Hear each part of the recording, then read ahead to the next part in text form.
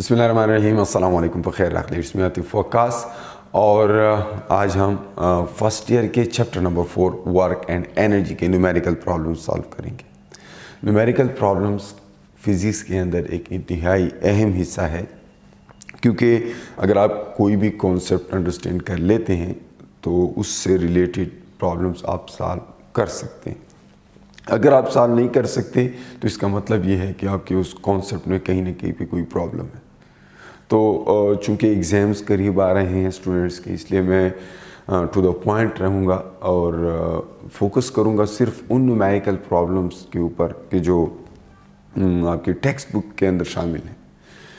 वैसे तो फिज़िक्स के हर एक टॉपिक के अंदर बहुत सारे न्यूमेरिकल प्रॉब्लम्स बन सकते हैं, लेकिन इस स्टेज पे जबकि आपकी बोर्ड के एग्ज़ाम्स करीब आ रहे हैं तो आप सिर्फ एक्सरसाइज में मौजूद या चैप्टर के अंदर न्यूमेरिकल असाइनमेंट्स या एग्जांपल्स वो ही सॉल्व कर लें तो काफ़ी है। और अगर आप फिर आगे NMDCAT या मुख्तलिफ इंजीनियरिंग यूनिवर्सिटीज़ के एडिटर्स देना चाहते हैं तो फिर उसके लिए आपको हर चैप्टर के हर कॉन्सेप्ट के ऊपर आपको न्यूमेरिकल प्रॉब्लम सॉल्व करने होंगे। बहरहाल this is chapter 4। Once again मैं आपको बता दूं कि मैं खैबर पख्तूनख्वा टेक्स्ट बुक जो है वो फॉलो कर रहा हूँ। फेडरल के कॉलेजेस में भी ऑब्वियसली वही बुक फॉलो होती है। तो उसके चैप्टर नंबर 4 का पहला न्यूमेरिकल प्रॉब्लम जो है that is a 70 kilogram man runs up a long flight of stair in 4 seconds. The vertical height of stair is 4.5 meters. Calculate his power. Now given data जैसा कि हम हर numerical problem में करते हैं, यहाँ पे उस बंदे का मास गिवन है और वो सीढ़ियाँ चढ़ता है। यहाँ पे मैंने डायग्राम भी बनाया है। ये कोई पर्सन है, उसका मास गिवन है 70 किलोग्राम और वर्टिकल हाइट बताई है, यानी ग्राउंड से उस पॉइंट की जहाँ पे वो गया है दैट इज़ 4.5 मीटर्स और टाइम उसको लगा है 4 seconds। तो अब हमें पावर फाइंड करना है। पावर का मतलब है work done per unit time. अब वर्क डन इस केस में क्या होगा? तो आप लोगों ने चैप्टर नंबर 4 में ये पढ़ा है कि कोई भी कंजर्वेटिव फील्ड हो तो उसके अंदर जो वर्क होता है वो पाथ के ऊपर डिपेंड नहीं करता। चाहे इधर से डायरेक्ट इस रास्ते सीढ़ी के ज़रिए कोई ऑब्जेक्ट यहाँ तक पहुँच जाए या ग्राउंड से डायरेक्ट यहाँ तक पहुँच जाए, तो दोनों सूरतों में जो है वर्क डन सेम रहेगा। इसलिए मैं इस वर्क डन के लिए mgh यूज़ कर सकता हूँ, because mgh is change in the potential energy. यहाँ से यहाँ तक उसके जाने में जो पोटेंशियल एनर्जी का चेंज आया है उसको मैं वर्क डन मानूंगा and then it becomes very simple. Power is work done per unit time, तो वर्क की जगह मैं mgh पुट करूँगा डिवाइड बाई टाइम। h मैंने हालांकि वो इधर से गया है, लेकिन चूँकि मैंने कहा कि ग्रेविटेशनल फील्ड एक कंजर्वेटिव फील्ड है और कंजर्वेटिव फील्ड के अंदर work done independent of path होता है, तो इसलिए मैं वो वाला हाइट यूज़ कर सकता हूँ और इस वजह से mgh/t पावर का फार्मूला आ जाएगा। तो मास गिवन है जी, मुझे मालूम है 9.8 मीटर पर सेकेंड पर स्क्वायर सेकेंड है, अगर अदरवाइज स्टेट ना किया हो। और फिर हाइट चूँकि 4.5 मीटर, वैल्यूज पुट की 771.5 वाट उसका पावर है, दैट इज़ मैकेनिकल पावर जो उसने यूज़ किया वहाँ तक जाने में। और अब हम नेक्स्ट प्रॉब्लम पे जाएंगे। हाँ, तो नेक्स्ट प्रॉब्लम जो है उसमें वो कहते हैं a body of mass 2 kilogram is dropped from a rest position 5 metre above the ground. What is its velocity at 3 metre above the ground. तो इसमें ये 4.2 है। इसमें मास गिवन है 2 किलोग्राम का और एक हाइट से, इनिशियल हाइट से उसको ड्रॉप किया गया है। उस हाइट पे उसकी वेलोसिटी 0 है, यानी रेस्ट से ड्रॉप किया गया तो इनिशियल वेलोसिटी 0 है।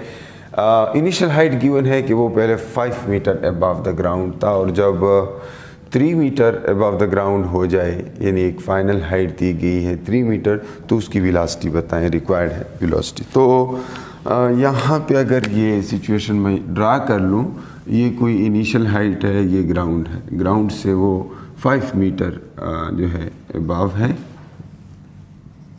अब यहाँ पे कोई एक और हाइट है, पोजीशन है, जब ऑब्जेक्ट यहाँ से यहाँ पे पहुँचे तो ये जो हाइट है ये 3 मीटर है, तो उसकी वेलोसिटी क्या होगी। अब इसके लिए हमने फार्मूला क्या यूज़ करना है, loss in potential energy is equal to gain in kinetic energy. Because अगर अदरवाइज स्टेटेड ना हो तो हम आइडियल केस लेते हैं, हम वर्क अगेंस्ट फ्रिक्शन को इग्नोर करते हैं। बहरहाल अगर कहा गया हो कि जी फ्रिक्शन के अगेंस्ट कुछ वर्क हुआ है, उसको कैलकुलेट करें, तो फिर हम यहाँ पे प्लस में वर्क अगेंस्ट फ्रिक्शन भी लिखते हैं, आगे के प्रॉब्लम्स में आ जाएगा। तो लॉस इन पोटेंशियल एनर्जी, जिस एनर्जी में लॉस होती, एनर्जी चूँकि एक पॉजिटिव क्वांटिटी है, तो अगर हम किसी भी फार्मूला के अंदर एनर्जीज़ का डिफरेंस लिखते हैं तो यहाँ पे बेशक लॉस है, लेकिन लॉस जिस एनर्जी में आता है वो ज़्यादा से कम होता है। तो हमने कोशिश करनी है कि इनिशियल को पहले लिखें और फाइनल को बाद में लिखें। तो loss in potential energy is potential energy initial minus potential energy final. और जिस एनर्जी में गेन आती है तो ऑब्वियसली उसकी फाइनल वैल्यू ज़्यादा होगी, तो उसको आप इस तरह लिखेंगे, kinetic energy final minus kinetic energy initial. तो गेन में फाइनल माइनस इनिशियल होता है और लॉस में इनिशियल माइनस फाइनल होता है। तो ये साइन कन्वेंशन याद रखेंगे तो आपसे गलती नहीं होगी। This is in accordance with the law of conservation of energy. Now हम प्रॉब्लम पे आते हैं। तो उस ऑब्जेक्ट की यहाँ पे वेलोसिटी 0 थी, यहाँ पे क्या होगी इस फार्मूला के मुताबिक। अब इनिशियल पोटेंशियल एनर्जी क्या है, आप अच्छी तरह जानते हैं कि पोटेंशियल एनर्जी का फार्मूला है mgh। तो इनिशियल के लिए ये hi हो जाएगा, फाइनल के लिए यही फार्मूला हमें देगा mghf। फिर इस तरह काइनेटिक एनर्जी फाइनल जो है, इनिशियल तो 0 है क्योंकि vi 0 है, उसकी वेलोसिटी 0 है, इसलिए काइनेटिक एनर्जी भी 0 होनी चाहिए। और फाइनल जो काइनेटिक एनर्जी होगी that is half mvf square. vf is the velocity at the point that is 3 metre above. यहाँ पे जो इसकी वेलोसिटी होगी वो vf होगी, यहाँ पे vi जो कि 0। ये हाइट जो है h इनिशियल है और ये दूसरी हाइट जो है वो h फाइनल है।